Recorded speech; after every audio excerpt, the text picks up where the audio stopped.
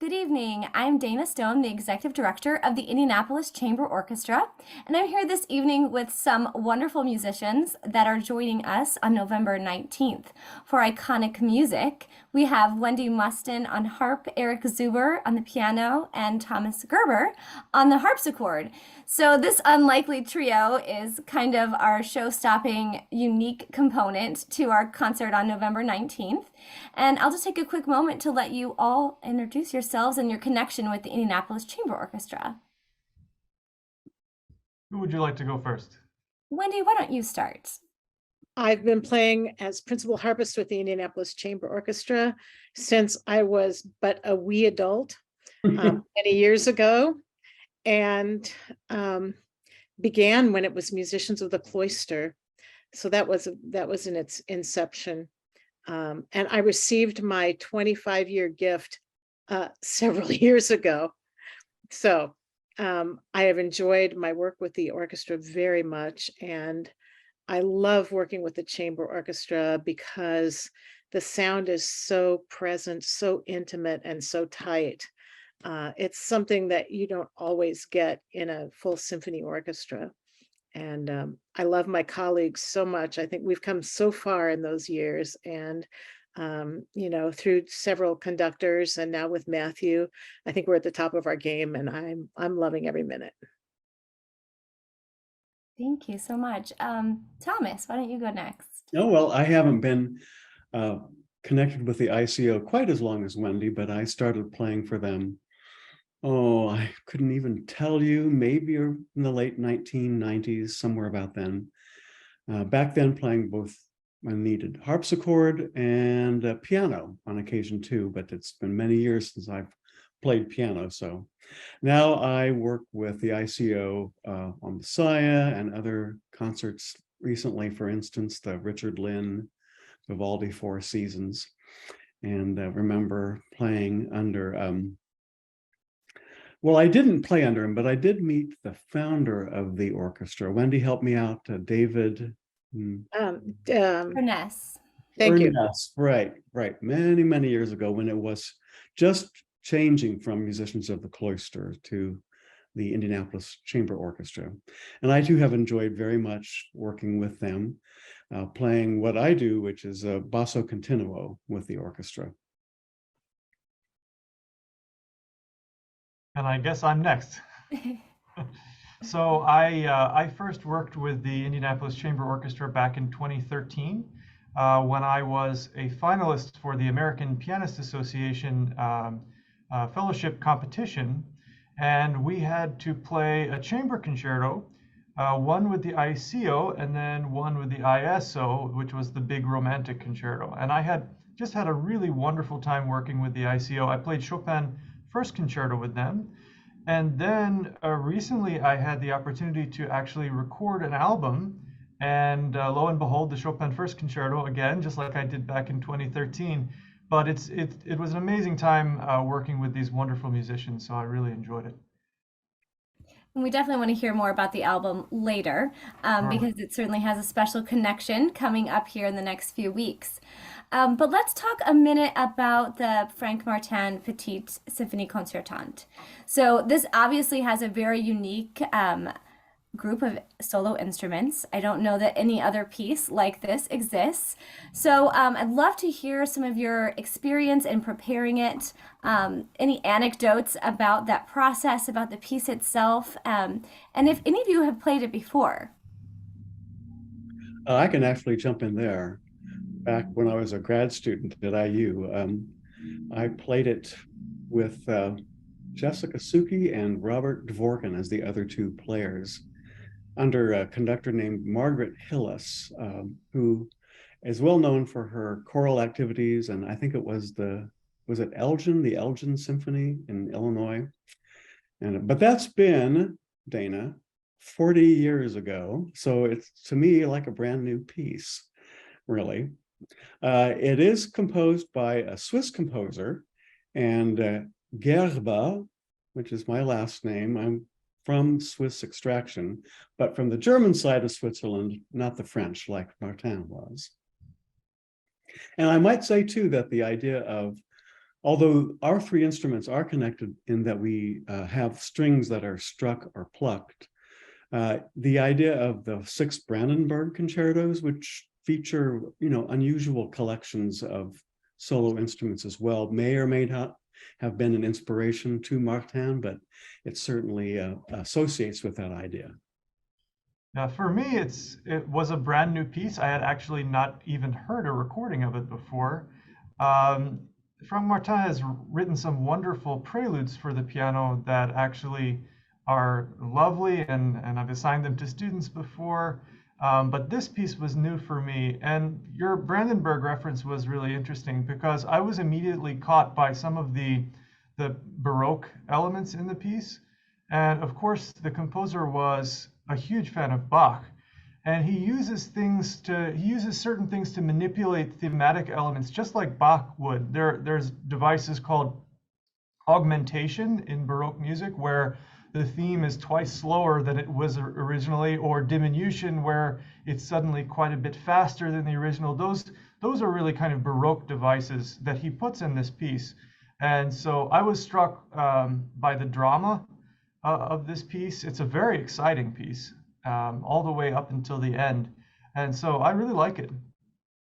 Well, I think there's a lot of math there to your point, Eric. I think there's a lot of math because it's a pseudo 12-tone piece. 12-tone music being music that is written with each of the 12 semitones of the scale without repeating one of them before you finish the 12 tones.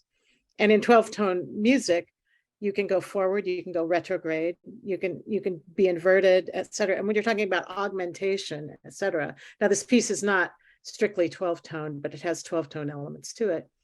And so I think that it's a work of art, and I think it's rather some mathematical genius in there as well. So it sounds like most of you, well, 2/3 of you, have not played this piece before. What's the process been like in preparing it? You're all not together. Eric's, of course, in Michigan. Well, Wendy and Tom are here in Indianapolis. How's the process of preparing the piece? I would say it's, anytime you prepare a piece, it's putting a puzzle together. And I know one of my experiences, and I'll go back to this 12-tone, because some of the music sounds unfamiliar, to be honest, sounds a little unfamiliar. And when we were studying 12-tone music at Indiana University at Jacobs School, our professor required us to be able to sing the 12-tone melody from a string quartet forward and backward. And by the time I could do that, I had a relationship with the piece and an understanding of the piece I didn't have before. So the more in-depth I work on this piece, the better understanding I have of what I think it is emotionally. And I'm a very emotional thinker, emotional performer. And because this was written in Europe in 1944, I have very clear ideas about what I feel the piece is about. Music like this is like poetry. You can't always get into the poet's head, but you know what it means to you. So I can't get into Frank Martin's head, but I know what it means to me. And we'll be glad to share that with anyone if they ever want to know. And then the rest of the preparation is, listening to, I was saying earlier, listening to different recordings. And so we're really, when you play a new piece without a recording, you don't have that luxury, but there are several recordings. So listening to the recordings and getting an idea of what other people do. And I think it's with all of us, we haven't listened to one recording that plays it exactly the way we want to play it. Mm-hmm. But, it gives you an idea of how the piece works together as a puzzle. Yeah, it's a very interesting experience always. First of all, preparing a piece that you're not intimately already familiar with by ear. And so when I'm learning a new piece, especially a 20th century piece, I listen to it over and over and over again. I put it on when I'm taking a shower in the morning. I put it on when I'm driving to school in my car. I just try to inundate my ears with the sound of the piece because you're right. At first listen, it doesn't sound familiar. It's not Mozart, it's not purely tonal. That adds to the challenge too of learning it. I play so much music from the 18th and 19th centuries. In the 20th century, rhythm becomes very, very, even a more important component. And this piece in particular is exceptionally difficult rhythmically, I think. Yeah, it's very, very challenging. So I practice a lot with the metronome, but I also practice a lot with recordings as much as I can, because, unlike a lot of piano concerti that are just piano only, there are large pauses in this piece, and then moments where you have to come in on beat 2 randomly, So you have to know precisely what not only the orchestra is doing, but what the other soloists are doing, so that your part fits in perfectly. When you read about Frank Martin, you are advised initially that as a player, he was a keyboard player and a player of the harpsichord as well. So he knew what it felt like, what the kind of touch needed for a harpsichord. I will say, though, that in the time in which he was writing, harpsichords, unlike pianos and harps, which were kind of the same then as they are now, the harpsichord has undergone a different kind of route, or a journey, you might say.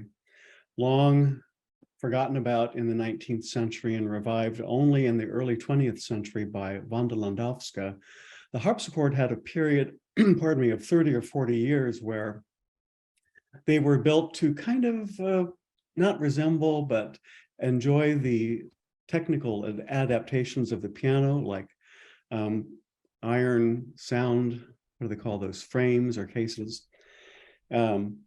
And also there were mechanisms on the harpsichords of the 40s and 50s and 60s that had levers.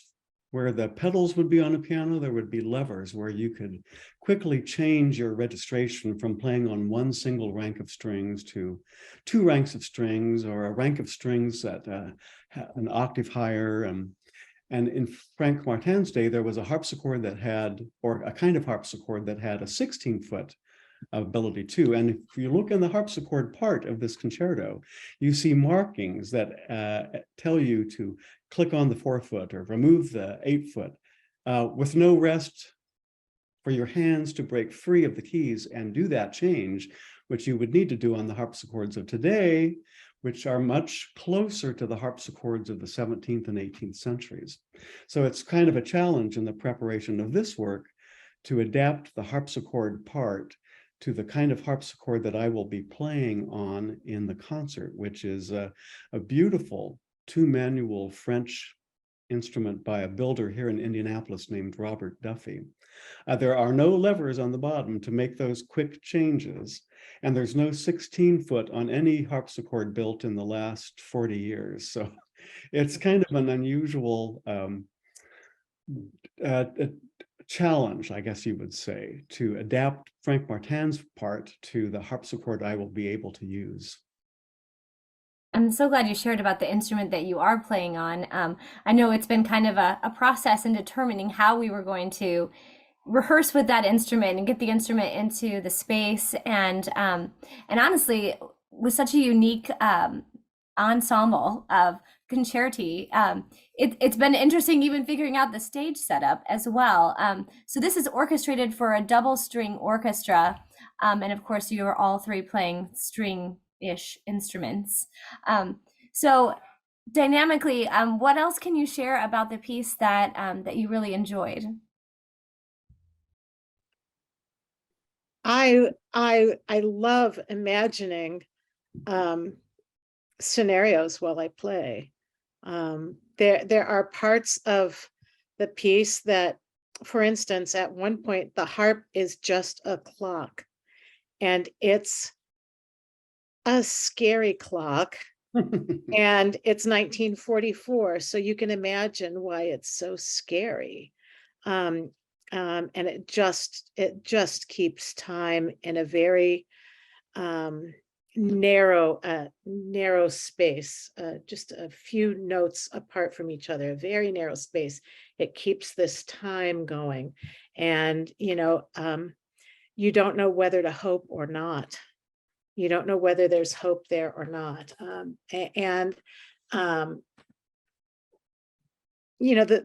beginning starts very slowly. It's just the strings playing. And after that first, you could even call that its own movement if you would.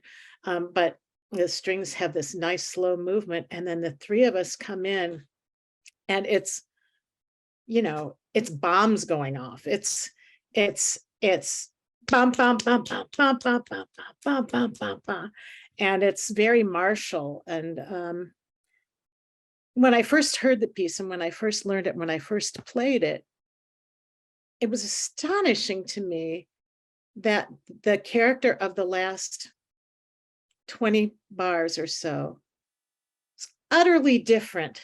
And I'm not going to give it all away, but it was utterly different than anything else in the entire concerto. And I thought that should be tacked on to the end of a Ravel concerto. That doesn't make sense to me. But when I read more about it, yes, it was composed in Europe in 1944. It wasn't performed until 1946. And I sort of wonder if that might have been added later. And I think the audience will know what I mean when we get there. I think for me, what the composer was very successful at doing was using his very, I should say, unique musical language, because as we mentioned before, it's not entirely tonal as we think of traditional tonality. It's not entirely atonal. It's kind of a mix of a lot of different writing techniques.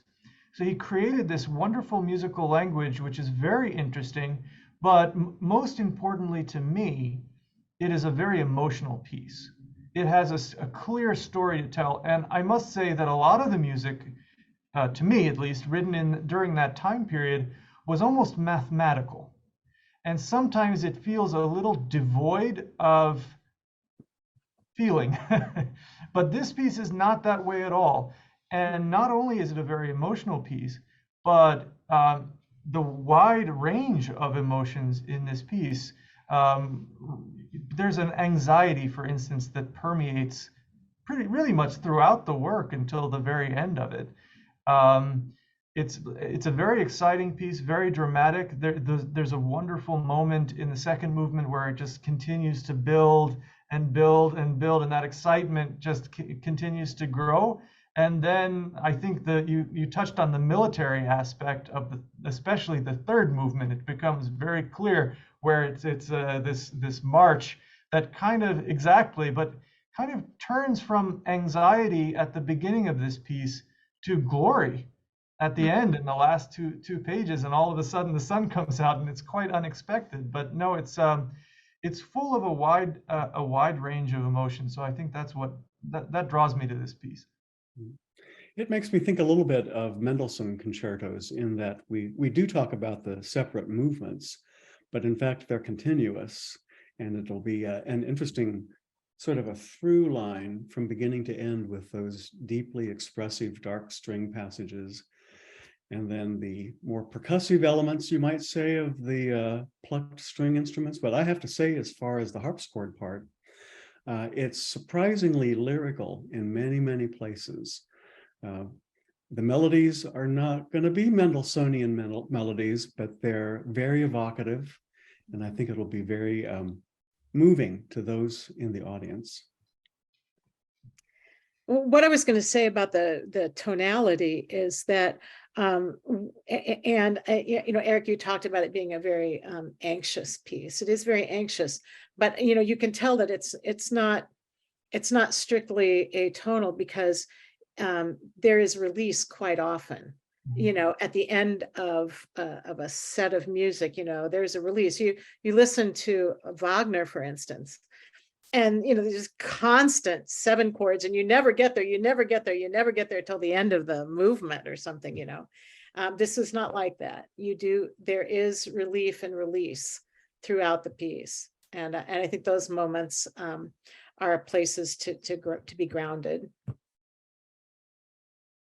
Well, thank you all so much. You know, the program itself, of course, this is a key component to the concert on the 19th, but we're also, of course, celebrating Vaughan Williams with his theme by Thomas Tallis, variations on a theme by Thomas Tallis, and then also a lesser known Vaughan Williams piece, The Running Set, and a Haydn symphony thrown in there as well. So there's really a balance, and Matthew finds such a ingenious way of connecting different music into one glorious evening.